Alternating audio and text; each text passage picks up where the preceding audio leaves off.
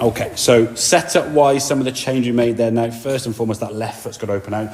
Yeah. Not just because of your knee, but just in general for these shots. We like people sort of having the ability to rotate. This shot has got a lot less momentum in it, so there's a lot less speed.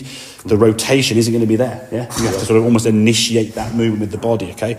The issue we had more so for you now is with your hands and your wrists. If you watch when this club goes back now, how excessively your wrists are hinging. So in that club now, your hands have moved there and the club is almost chest high, not quite far from chest high, okay? So all that wrist hinge here now, you've got to do one of two things. Either excessively unhinge the wrists, really sort of fast release the club, which, can work, but it needs to be a bloody good lie or have super skill, which you've got a lot of skill, but that consistently is not going to be that. I mean, someone like Mickelson could do that all the time. Yeah, that's definitely. But from these sort of an amateur's perspective, it's going to be very difficult, okay? Or the knees start going, well, your knees aren't going to want to start doing this, so that's unlikely to happen. So what's likely to be the case is your wrist have to come back and try and stop and then scoop. And you can see there's not much body movement there. If we just watch the swinging sort of speed. There you go. That's the one, The knees kind of stop with that and sort of go with it, okay?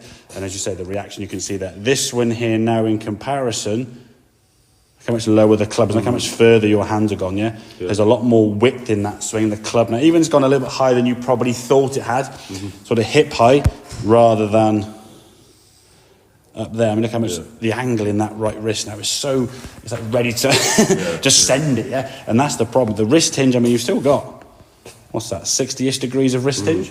Still enough, isn't it? I mean, you haven't got to try and hinge it any more than that. And now as we come through the golf ball now, you sort of says you get back a bit of wrist hinge there, just the weight sort of the club just sort of hinging the wrist. Now as we come back through, the body can rotate. That club now is coming a lot shallower into the golf ball, utilising more of the bounce of the club.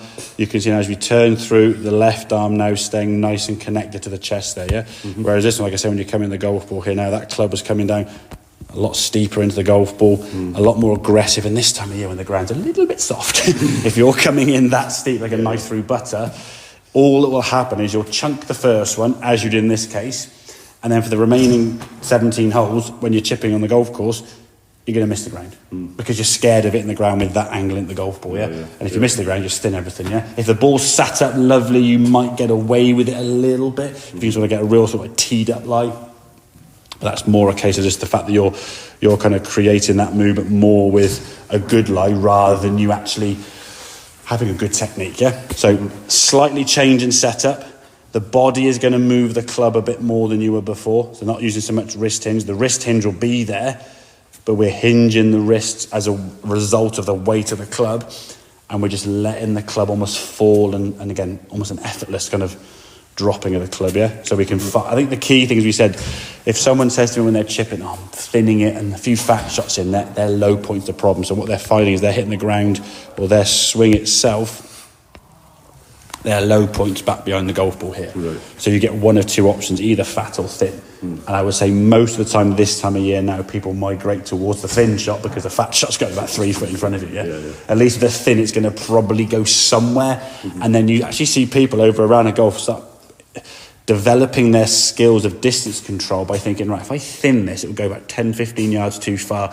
So okay, a little bit softer. So then they're playing a 20-yard chip shot, like 10 yards in tension and just thinning it. And it's like, then you actually catch it properly instead of 10 yards too short, So we want to get sure we get that technique better. So open up that left foot, get the weight forward onto that left knee as much as you comfortably can, and then the body's going to move the club. That's the key thing. The wrist hinge is there. You just utilise your wrist hinge as the weight of the club goes back, Don't excessively crank this right wrist up, sort of send him up there, because now he's just coming down too steep, and then you've got to get out your own way very, very quickly. Okay, does that make sense then, Bob? Yeah? Good stuff. Well done, mate.